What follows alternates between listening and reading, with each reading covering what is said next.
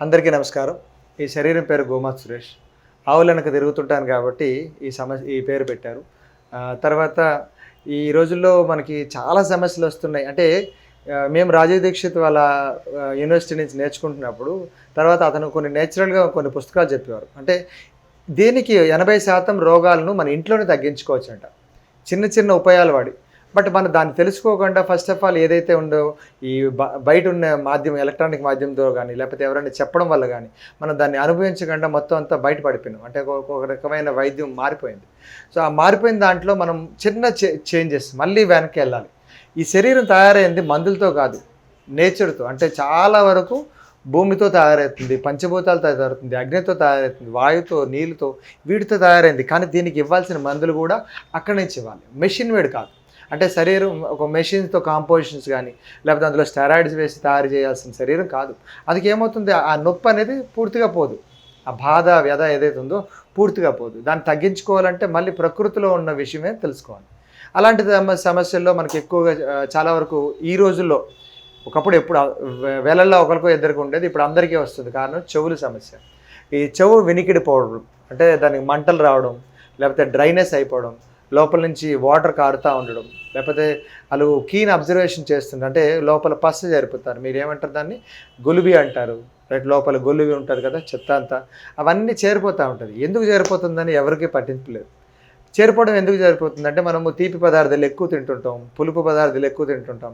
రాత్రిపూట బాగా పులుపు తిని పడకుండా ఎక్కువసేపు పడుకోవడం వల్ల, సో ఆ చెవుల్లో నూనెలు వేయకపోవడం వల్ల ఏమవుతుందంటే డస్ట్ వెళ్ళి ఫామ్ అయిపోతుంది. సో బయట నుంచి వెళ్తుంటుంది, లోపల నుంచి కూడా అక్కడికి వచ్చి ఫామ్ అయిపోతుంది. పూర్వకాలంలో ఏం చేసేవారంటే నువ్వుల నూనెను బాగా బాగా చిన్న మంట మీద, అది మంట కాదు సెగ, అంటే మీకు నిప్పుల మీద వేయించేవారు. నిప్పుకి మంటకి చాలా తేడా ఉంటుంది, మీరు గమనించాలి. సో నిప్పు ఎప్పుడైతే బొగ్గులతో ఉంటే అప్పుడు ఒక రకమైన చెయ్యి ఇలా పెడితే వేడెక్కుతుంటుంది.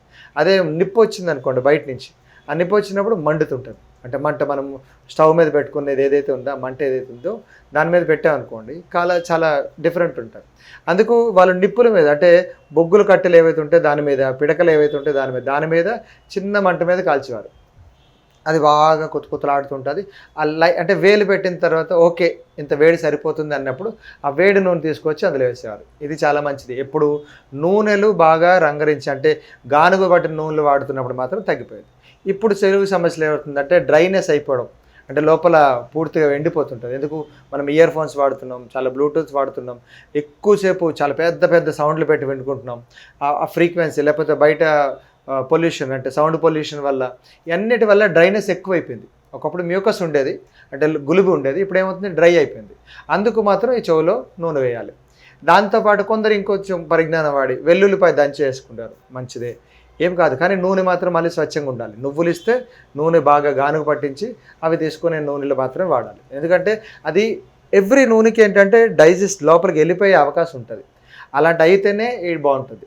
అందుకే డాక్టర్లు ఏం చెప్తున్నారు, కెమికల్ ఆయిల్స్ వాడద్దు, ఆ తర్వాత ఆయిల్సే వాడద్దు, నూనెలే వేసుకోవద్దు అంటున్నారు. ఎందుకు, అందులో బాగాలేదు, క్వాలిటీ బాగాలేదు కాబట్టి. ఈ రోజు నుంచి మనం ఒక 100 ml అయిన నూనె చెవు గురించి వాడుకోవాలి.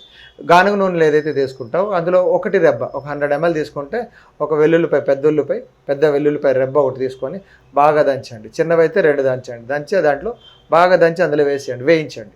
అంటే ఆ నూనె తాలూకా ఘాట్ అనేది కొంచెం పెరుగుతుంటుంది.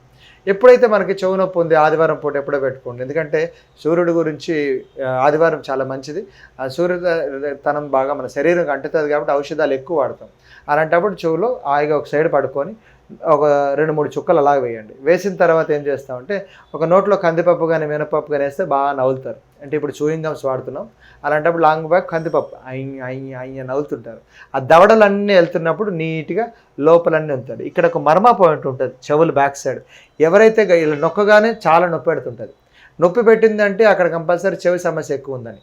మేమేం చేస్తాం, చెవంతా నూనె బాగా నింపేసి మర్మ వైద్యంలో నొంపేసి అక్కడ మర్మ పాయింట్స్ ఏవైతే ఉన్నాయో దాన్ని అందరినీ ఫ్రీ చేసుకుంటూ వెళ్తుంటే ఆ తర్వాత నుంచి వాళ్ళకి సమస్యలు ఉండదు.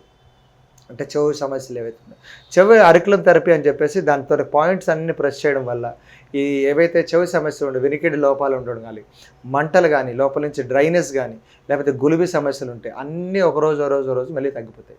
చాలా వరకు ఏంటంటే లోపల అట్టకట్టేసి గట్టిగా ఉంటుంది. అంటే ప్రతిదానికి డాక్టర్ దగ్గరికి వెళ్ళదు. చాలామంది హైపో వేసుకుంటారు, ఎవరైనా లేజర్ పెట్టి క్లీన్ చేసుకుంటారు. ఇవన్నీ ఇప్పుడు వచ్చిన టెక్నాలజీ.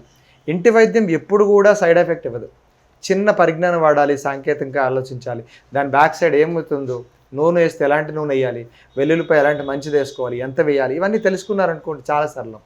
చెవి సమస్యలు ఎంత ఈజీగా ఇంట్లో అమ్మలు కూడా ఎవరైతే ఉన్నారో వాళ్ళందరూ తగ్గించవచ్చు. ఆడుతూ పాడుతూ పిల్లలకి చిన్న సౌండ్ చేసుకుంటూ చెవిలో వేసుకుంటే హాయిగా పడుకుని పోతారు. చెవిని ఎప్పుడైతే మీరు హాయిగా నొక్కండి ఇలాగా మెల్లగా, ఆటోమేటిక్గా ఏమవుతుంది, వాళ్ళకి ఒక నిద్ర వస్తుంటుంది. సో ఇన్ని చిన్న చిన్న సమస్యలు కేవలం ఒక చెవుని ప్రెస్ చేయడం వల్ల, చెవులు ఎప్పుడైతే నీట్గా ఉన్నాయనుకోండి, బాగా వినికిడి శక్తి చాలా బాగుంటుంది.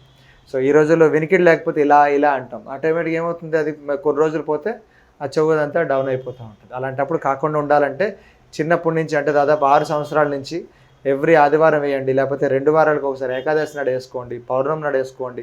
అలా మార్చుకుంటూ చెవులు క్లీన్ చేసుకోండి. ఇంకొంచెం అడ్వాన్స్గా వెళ్ళిపోతే పంచగవ్య మర్మ థెరపీలో ఏం చేస్తామంటే దాంట్లో కొంచెం పంచగవ్యాలు కలుపుతాం. అంటే నెయ్యి, నూనె, గోమూత్రం, గోపేడ ఇవన్నీ కలుపుతూ ఉంటాం. కానీ ఎవరికైతే ఈ నార్మల్ సమస్య కంటే పెద్ద సమస్య ఉంటుంది, అంటే వినికిడి లోపం, చాలామందికి ఏంటంటే బాంబులు పేలి సౌండ్ ఎక్కువైపోయి వినికిడి లోపం ఉంటుంది, మిషన్స్ పెట్టుకుంటారు. అంటే పుట్టుకతో వచ్చింది కాకుండా మధ్యలో ఏదైతే ఒక ప్రమాదవశాత్తు జరిగిన ప్రతి ఒక్కదానికి అలాంటి మెడిసిన్ తయారు చేసి పంచగవ్యాల్లో వేయడం వల్ల చాలా వరకు సమస్యలు తగ్గిపోతూ ఉన్నాయి. ఇంకా ఇంత పెద్ద సమస్య తెచ్చుకునే కన్నా ముందే మనం నిత్యంగా ఎప్పుడైతే పెట్టుకుంటామో, ఇలా చెవు సమస్యలు ఏవైతే ఉన్నాయో పెట్టుకుంటామో, ప్రతి ఒక్కరి చెవులు నీట్గా ఉంటాయి, వెనికిడి బాగుంటుంది. తద్వారా మనం ఒక మంచి జ్ఞానాన్ని మనం శరీరానికి పంపించాలంటే శరీరంలో ఇంకే అవయవం పనికిరాదు, కేవలం చెవులు మాత్రమే. చెవులు శుద్ధంగా పెట్టుకొని జ్ఞానాన్ని వినండి, మంచి ఆరోగ్యం చెప్పండి. నమస్కారం.